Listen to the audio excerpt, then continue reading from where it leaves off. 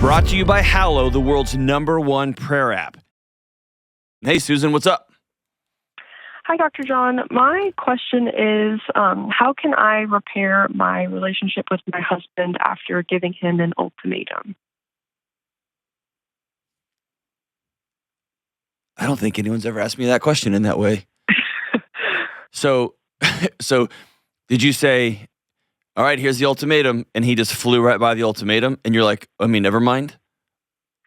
A little bit, I guess. So there's probably no repairing. There may be rebuilding.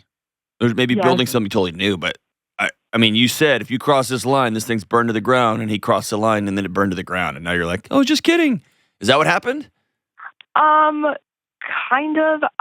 Tell me all about it. Not necessarily. So, okay. So I gave him the ultimatum, and it had kind of been like just really our entire relationship, but most of our almost 4-year marriage, him crossing lines and like rules that I felt like we had set pretty much in our relationship. And what lines and rules? That language kind of makes me feel weird. Okay, yeah, that's fair. I call it a rule instead of a boundary because I don't feel like it fits the definition of a boundary. But we had more of like a rule in our relationship that neither of us would watch porn or kind of consume things that were just overtly sexual. Okay. And he never watched porn, at least while we were married. But he would look at things really sneaky and behind my back that we both felt like just crossed that line. And there were times where I would catch him or he would tell me, which is great, I guess. But so I just kind of had felt like I didn't really want to deal with that anymore. And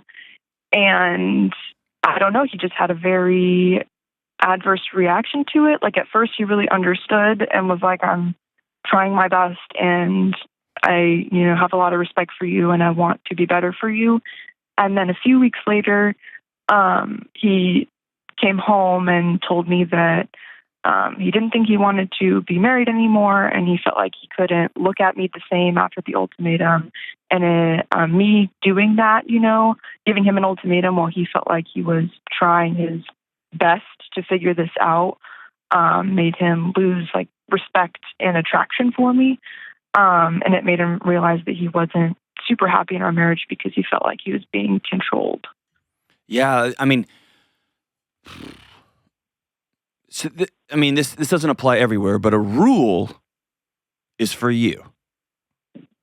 I'm setting this rule for you. A boundary is something I set for me. Okay. And so just as you're describing this, it sounds very much like me talking to the parent of a teenager. Yeah. And his response, quite honestly, is very much like a teenager response. Then I'm moving out. I'm 16, I'm moving out. I don't want to live here. Right. Right? And it sounds like the question of him, I don't want to get into it, but I kind of do. Like, when you say he wasn't looking at porn and he's not doing this and he's not doing this, was he like, was he pausing on it? Like, if I look at Instagram right now, every 10th scroll is somebody in a bikini top or something. You know what I mean? And like, mine's a work thing, right? So, and my social media person is a young woman. I'm not pausing on anything ever. Right. Yet it's still just there. Or if I go to the news right now, if I went to check on the weather, there's going to be some little like ad strip on the side with somebody in a bathing suit or somebody almost topless selling me like a Kia, right? So. Tell me, is he pausing on this? Like, what are you, quote unquote, catching him doing? I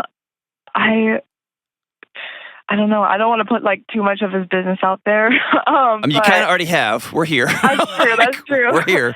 You don't have to name him or anything, but like, what is he stopping at? What's he looking at?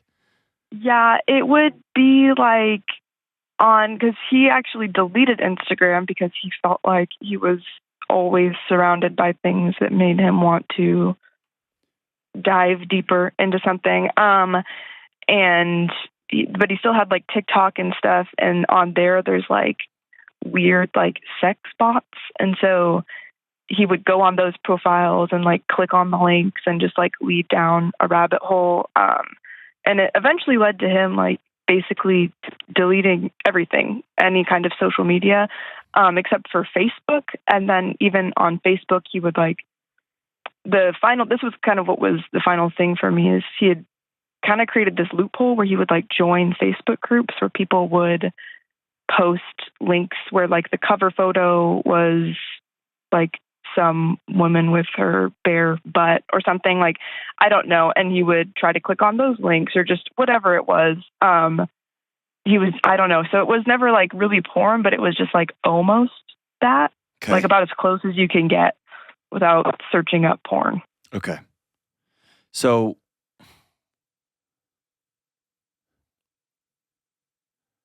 what I hear is a guy who is struggling. Yes, absolutely. And I hear a guy who said, like, who agreed with his wife, either to quote unquote your rules, or y'all sat down and said, here's, you both sat down and co-created this identity. This is who we're going to be. We're going to channel 100% of our sexual desire and energy into each other. Yeah. Game on. Okay.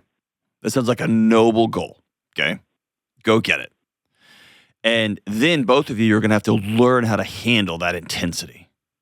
Right. Right? It's a lot. But here we are. And then he stopped looking at what we would call traditional pornography.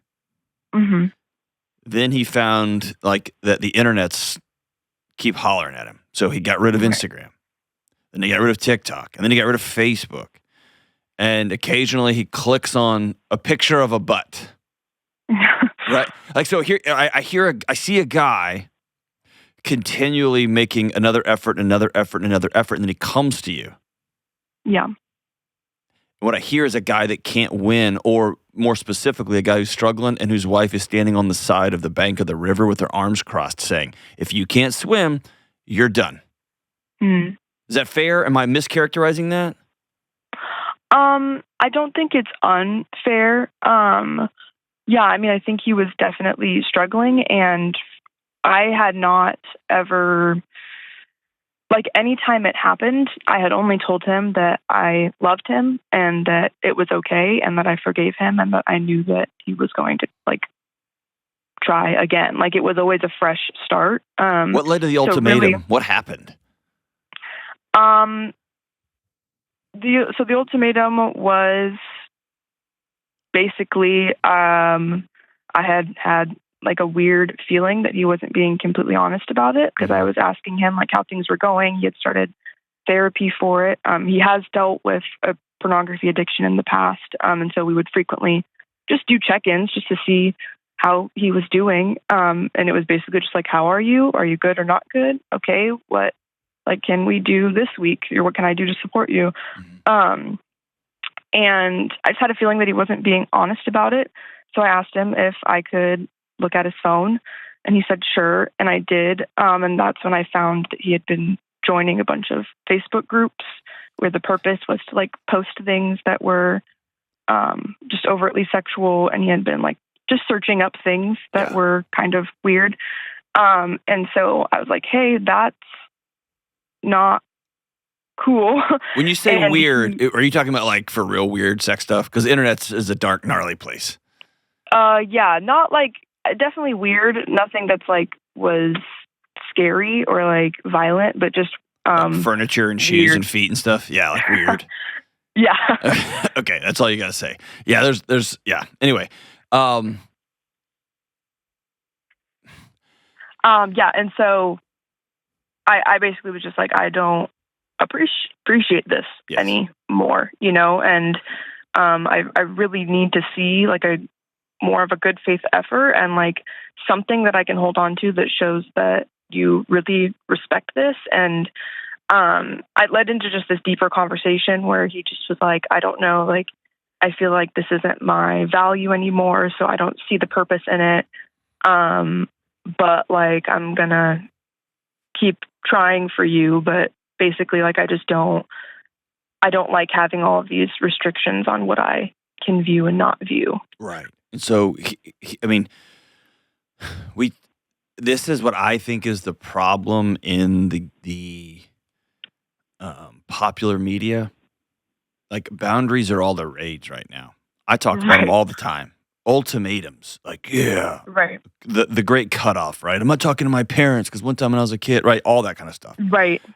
What nobody talks about is when the person on the other side of the boundary goes, okay, cool. You'll have a good one. And they head out. Yeah. Exactly. Yeah. And they basically call your bluff. Yeah.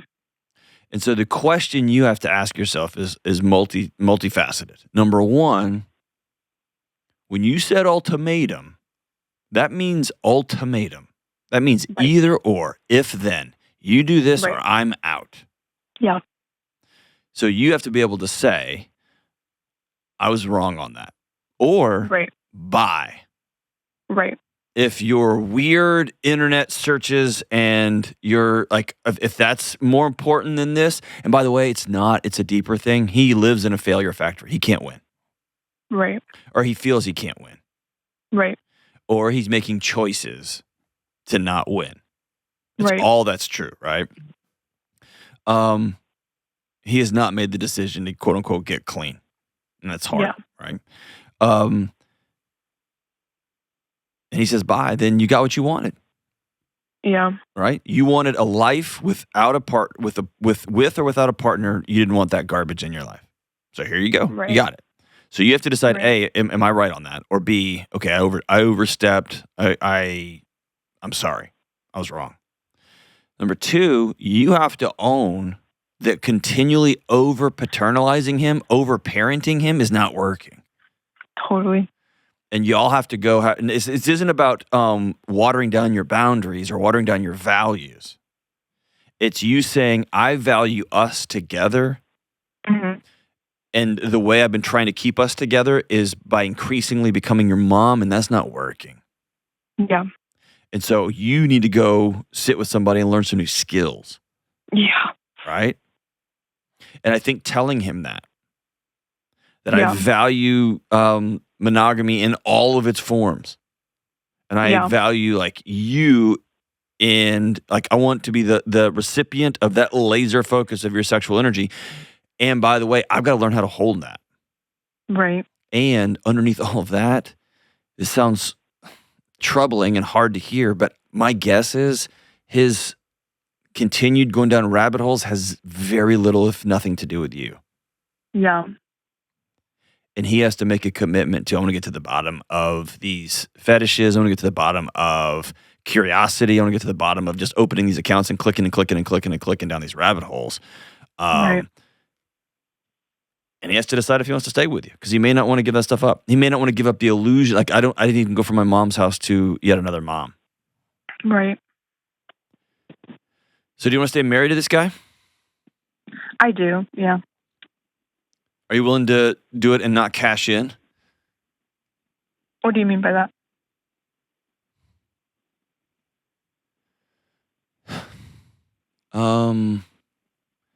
This is a pivotal moment in a lot of marriages Yeah. where you either recommit together, he doesn't give up on himself and on you, and you don't give up on him, or one of you kills the other, a part of themselves, and just says, whatever. Yeah. You either are like, whatever, he has a weird internet-y thing, fine. And you never are fully present because it grosses you out and makes you sad and all that stuff. Or he just resents you and continues to have a secret life that can't put on the table. Yeah.